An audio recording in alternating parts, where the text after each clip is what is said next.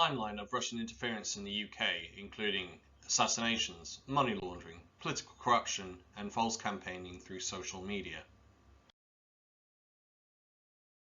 1999, Putin becomes president of Russia.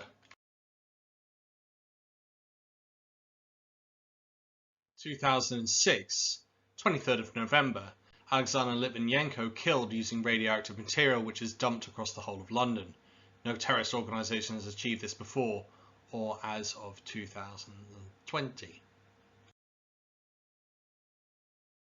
2011, October. It has taken 5 years for Marina Litvinenko to win the right for an inquest into her husband's death.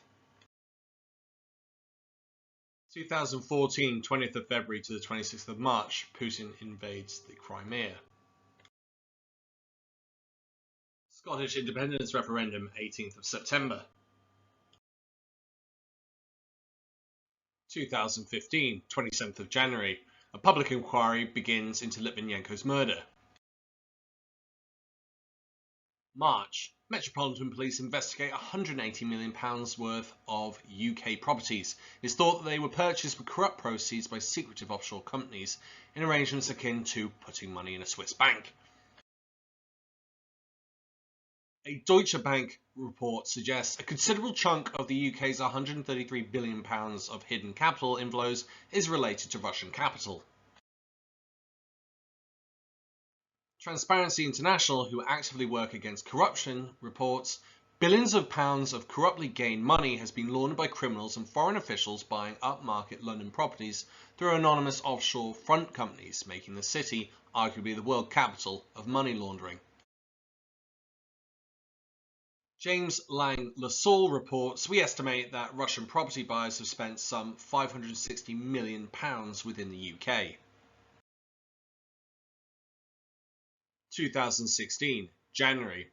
Public inquiry into Litvinenko's murder finishes. It concludes that the Russian FSB operation was probably personally approved by Vladimir Putin. 23rd of June, Brexit referendum. December 31st, Select Committee of Intelligence, United States Senate releases documents on Russian active measures, campaigns and interference in the 2016 US election.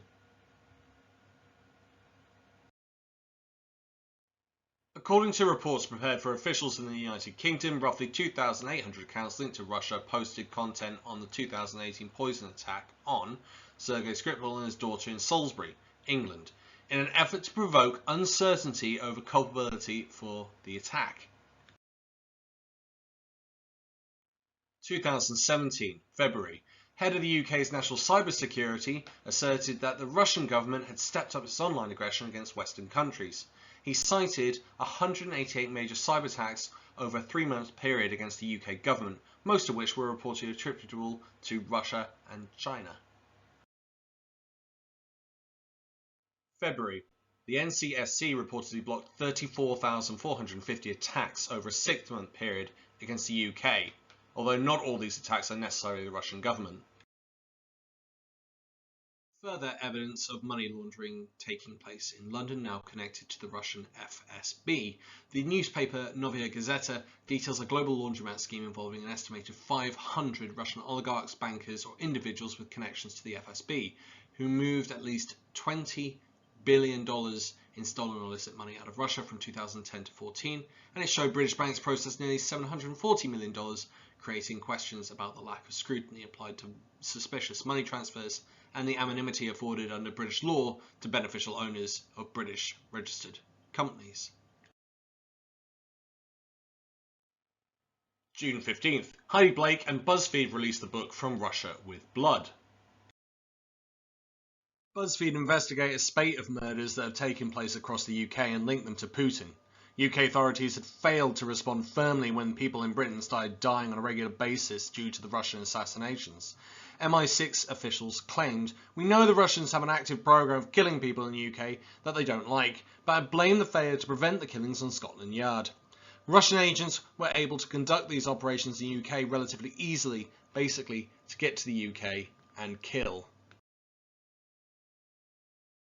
November. CNN alleged Russian-based troll farm internet research agency used Twitter accounts to generate pro-Brexit messages before the UK referendum.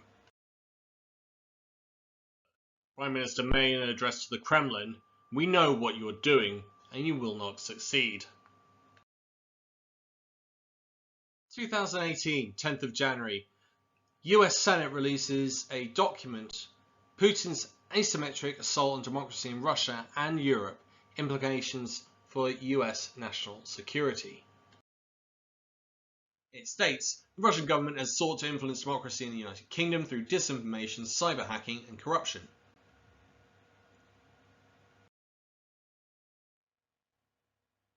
UK finance laws do not require disclosure of political donations if they are from the beneficial owners of a non-British company that are incorporated in the UK and carry out business in the UK. The report also suggests may have enabled Russian-related money to be directed with insufficient scrutiny to various UK political actors. Senators point out that UKIP and its then leader Nigel Farage did not just fan anti-EU sentiment but also criticised European sanctions of Russia and provided flattering assessments of Russian President Putin. It also stated the popular belief that Russian money had flooded into the UK in recent years, particularly into the real estate market, and that could be a considerable chunk of unrecorded inflows into the country and are a result of Russian capital flight. CNN also alleged that numerous accounts had also blasted out pro-Brexit messages before the UK referendum. The University of Edinburgh stated that ultimately asserted that more than 400 of the Internet Research Agency Twitter accounts that had been active in the US elections had also been actively posting about Brexit. The University of California at Berkeley and Swansea University in Wales reportedly identified 150,000 Twitter accounts with various Russian ties that disseminated messages about Brexit before the referendum. Officially, the Russian government asserted its neutrality on the question of Brexit referendum, but its English-language media outlets RT and Sputnik covered the referendum campaign extensively and offered systematically one-sided coverage, supporting a British departure from the European Union and frequently broadcast statements from UKIP head Farage. 4th of March, Putin sends another hit squad to Britain, this time to attempt to kill a former Russian military intelligence officer, Sergei Skripal. This time Putin uses a nerve agent. 2 UK police officers suffered minor injuries and 1 detective was hospitalised. Dawn Sturgis and Charlie Rowley find a bottle of perfume 7 miles north of Salisbury. Dawn sprayed the bottle onto her wrists and fell ill within 15 minutes and died on July 8th. Charlie survived. 2019, October, a new general election campaign begins. 17th of October, Boris Johnson is given the UK Russia report. Sources are telling CNN the Cross-Party Intelligence and Security Committee heard from multiple witnesses, and they all allege Russia has built a network of friendly British diplomats, lawyers, parliamentarians and other influencers across the political spectrum. They say that successive governments have turned a blind eye to Moscow's targeting of political parties and research roles inside the House of Commons. And they claim that well-connected lobbyists, lawyers and lawmakers have worked to help Russia infiltrate the British establishment. The people who we've seen working to further Russian interests in the UK are some of the people at the highest level of the establishment. CNN, another source, accused authorities of putting political considerations ahead of national security, and Russia is potentially the most significant threat to the UK's institutions and its way of life.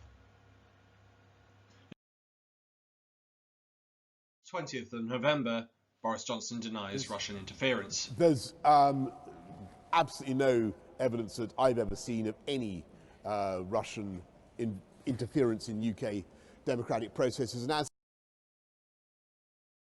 22nd of November. Boris Johnson denies any Russian interference, comparing it to the Bermuda Triangle. Into whether or not there was Russian interference or any kind of influence. There is absolutely no evidence that I know If that's the case, then why not show, release it? to show any interference in any British electoral event, and the reason.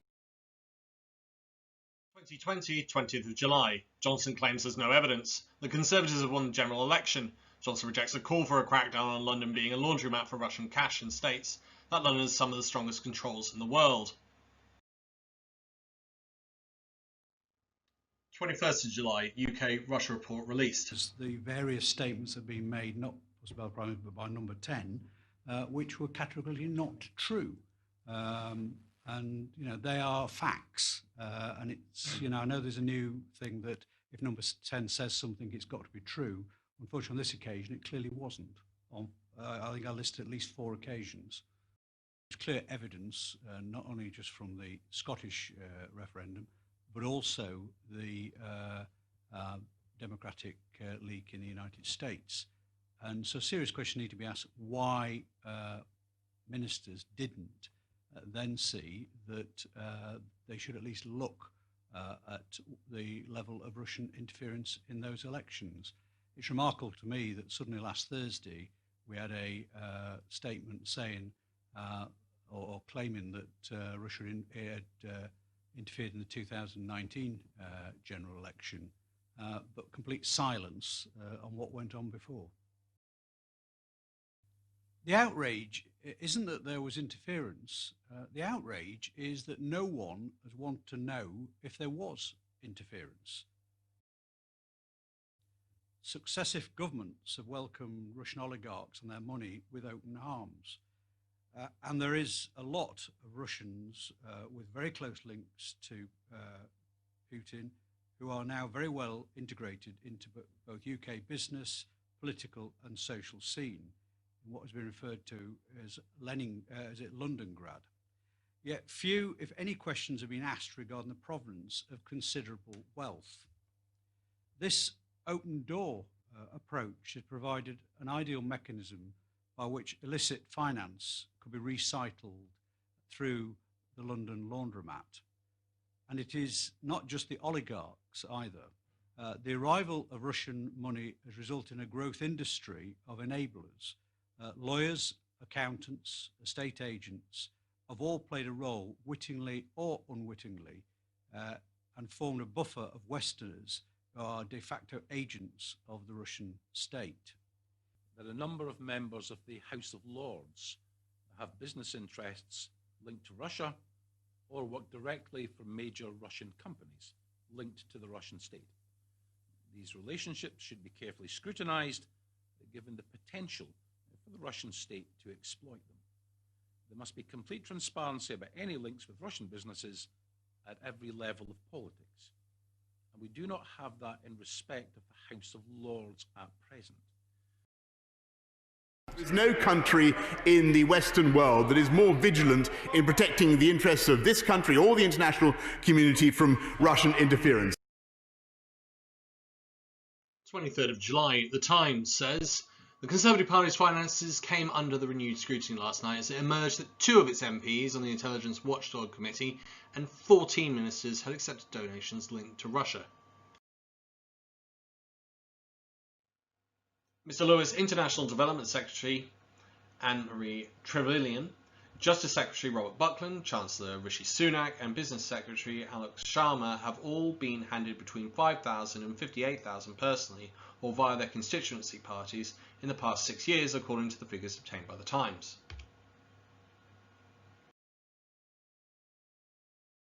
News site The Tatler claims that Lyubov Chernukhin is the biggest female donor in the history of the Conservative Party and her husband is a former Putin ally. Chernukhin's total donations to the Conservative Party have reached 1.7 million since she began giving money in 2012. 23rd of July. According to the Scottish news site The Ferret, Alexander Temerko is another prominent Russian donor in the Tory circles who has given money in the past year. Temerko, who has spoken warmly about his friend Boris Johnson, has gifted over 1.2 million to the Conservatives over the past 7 years.